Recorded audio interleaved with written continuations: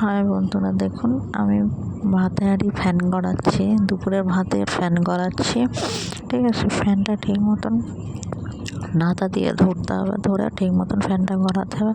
ঠিক মতন হয়নি বলে আবার ঠিক মতন ভাতের কানায় ভাতগুলো লেগে গেছে বলে সেটা ভাতগুলো করে নিয়ে নাতা নিয়ে আবার ফ্যান গড়াচ্ছি।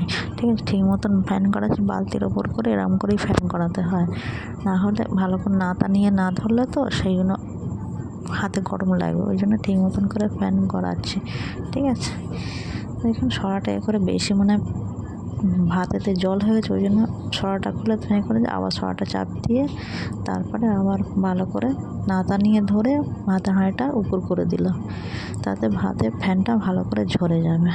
ঠিক আছে, ভালো করে ঝরে যাবে, তারপরে ভালো করে ধরে আছে, গরম তো না ধরে না তাহলে ভাতের হাঁড়িটা পড়ে যাবে। ওই জন্য করে দিলাম, আমার ফ্যান গড়ানো শেষ।